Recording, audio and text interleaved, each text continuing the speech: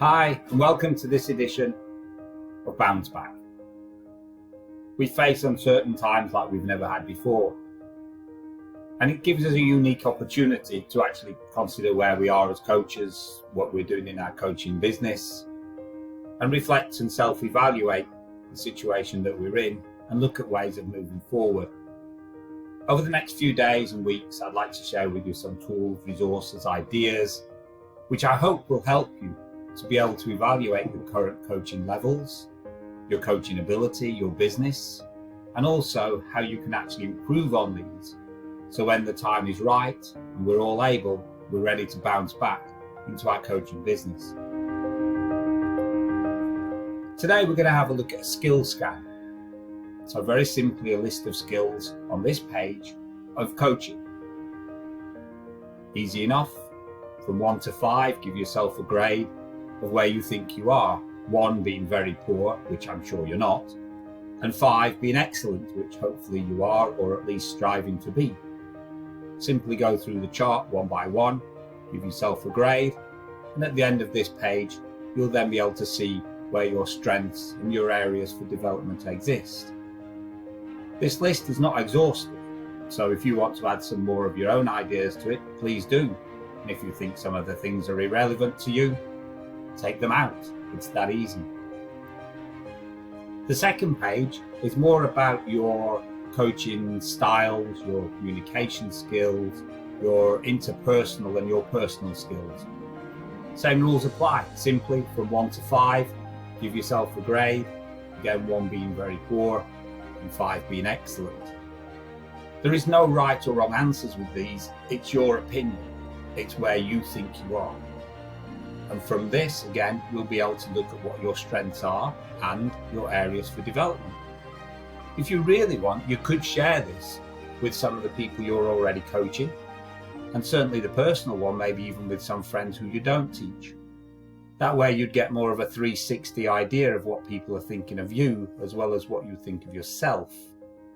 Don't be too upset though when you get some of the feedback, because it's not always what you think it's going to be. But it does give you a truer picture because you're getting other people's opinions. And sometimes they're often more valuable than your own because they see things that you don't. Once you've identified your key areas, this now gives us the chance to look at how you actually want to develop these skills. So what are your 5 strengths? What are the 5 areas you think you need to work on? And then from this, we can then start drawing a picture. So how are you then going to start working on these areas for development? What opportunities exist for you to be able to improve on these things? And who can you actually talk to and deal with? Because this then starts to build the base of where you are. This helps you understand your coaching strengths and your weaknesses, and the same with your personal interpersonal skills. What are you good at and what might you need to improve at? We do get very little time to do this in our coaching world. So although this is a very difficult time, maybe we should spend just an hour a day looking at where we are and what we want to do. As I said, over the next few days and weeks, I want to share with you some more of these tools. So we're going to look at doing a SWOT analysis. What are your strengths, weaknesses, opportunities and threats to you as a coach, to your business, your coaching program. We're also going to be looking at how to develop a personal plan.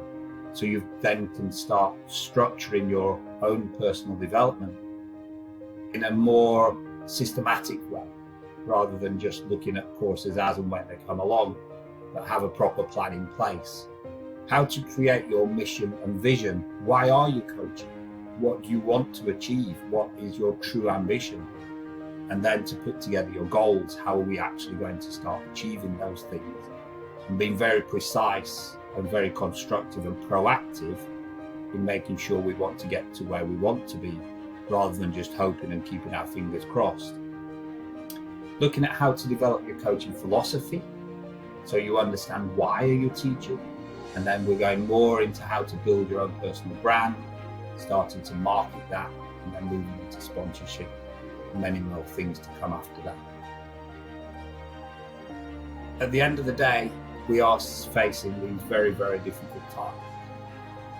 And much as though it would be easy just to sit back and do nothing and just let the world go on and sit back and say stay, which obviously we want you to do, we do have the chance to make this a very productive, positive, and a reinforcing time, so that when we are able to go back to our coaching business and life starts to resume as normal, we are ready to bounce back.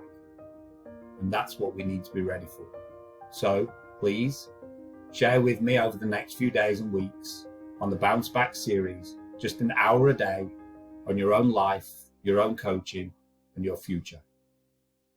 But please stay safe and be careful.